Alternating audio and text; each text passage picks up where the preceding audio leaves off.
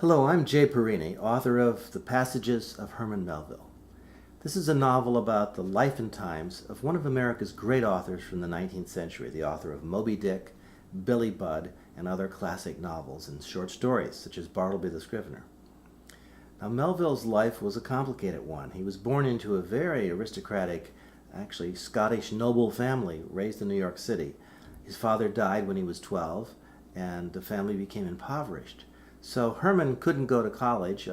Eventually he went to sea. He was a green boy on a liner traveling across the Atlantic at the age of 19. Then he took to whaling, and he went on long journeys, sometimes lasting 4 years, in the South Seas, the Hawaiian Islands. He had amazing adventures at sea.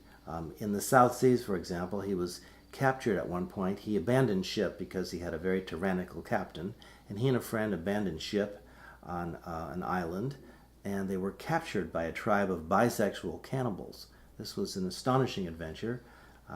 It's recorded in Melville's first best-selling memoir called Typee, which is sort of a novelized memoir.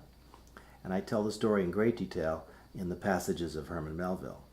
It was extremely entertaining for me as a writer to delve into these source materials, to travel to many of the places where Melville traveled, and to get inside of his life and his times. I tell the novel in two strands. The first strand is told by Lizzie. That's Herman Melville's long-suffering, rather wry and whimsical and very funny wife, who tells the story of the marriage, how she met Melville, and what happened, how they moved to the Berkshires, which is the beautiful countryside of western Massachusetts.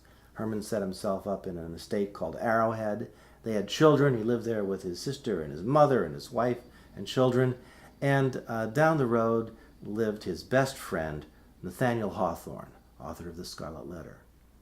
This became a very passionate relationship. One of the things I track in the passages of Herman Melville is the homoerotic side of Melville's life. But especially this is focused on his intense relationship with Hawthorne, who really encouraged him to turn Moby Dick from a simple whaling story into a huge philosophical, speculative ramble, making it into the great novel of the 19th century in American letters. After Moby Dick came out, Melville's life sort of fell apart. He did a lot of traveling. He traveled to the Middle East and to the Caribbean and so forth, and every one of his journeys, every one of his passages led to short stories or novels. So this word passages has so many different angles to it. I try to get at the origins of the texts.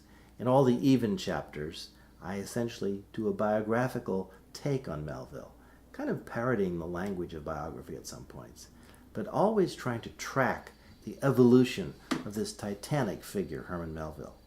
I hate to say it, but it's a whale of a story. It was fun to write for me, and I hope it's extremely entertaining for the reader and also informative. So good luck in reading The Passages of Herman Melville.